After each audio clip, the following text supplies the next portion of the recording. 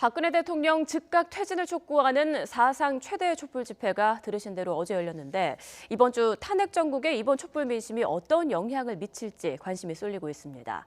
탄핵안이 가결되려면 협력이 필수적인 새누리당 비박계의 움직임이 주목되고 있는 가운데 야당은 여당에 대한 압박 강도를 높이고 있습니다. 국회 취재기자 연결합니다. 임상호 기자. 네, 국회입니다. 네, 새누리당 비주류가 곧 비상시국 회의를 연다고요? 네, 이들은 2시간 뒤인 오후 4시쯤에 국회에서 전체 회의를 엽니다. 어제 새벽에 탄핵안이 발의된 만큼 이에 대한 대응 방향을 논의하기 위해서인데요. 또 새누리당의 당론대로 박 대통령이 내년 4월 퇴진하고 조기 대선을 치르는 방안을 수용할 때를 대비한 시나리오도 마련할 것으로 보입니다.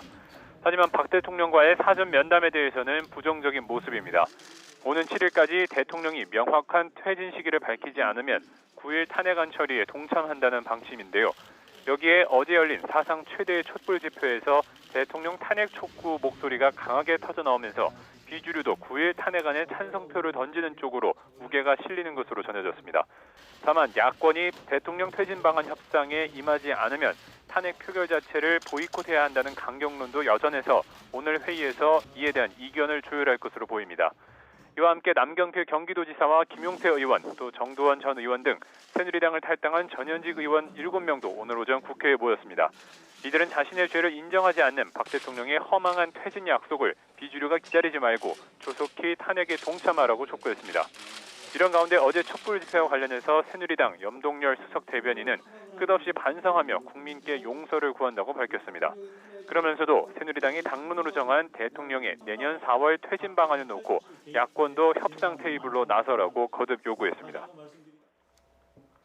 네, 야권도 새누리당 비주류의 탄핵 동참을 계속 압박하고 있죠. 네, 그렇습니다. 어제 사상 최대 촛불 집회로 들끓는 민심이 다시 확인된 만큼 여당 비주류도 결국 탄핵에 함께할 수밖에 없다고 판단하고 있는 건데요.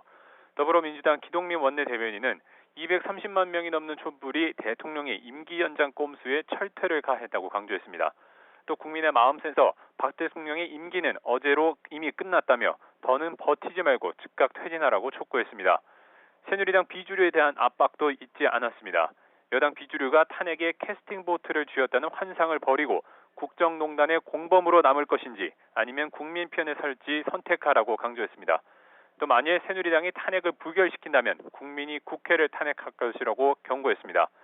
국민의당 고현우 대변인도 사상 최대의 촛불 민심은 대통령 퇴진을 요구하고 있다며 새누리당의 친박과 비주류 모두 탄핵에 동참하라고 요구했습니다. 특히 비주류를 향해 또다시 오락가락하며 민심을 외면하고 대통령과 무엇인가를 도모한다면 국민적 저항에 직면할 것이라고 경고했습니다. 지금까지 국회에서 YTN 임성호입니다.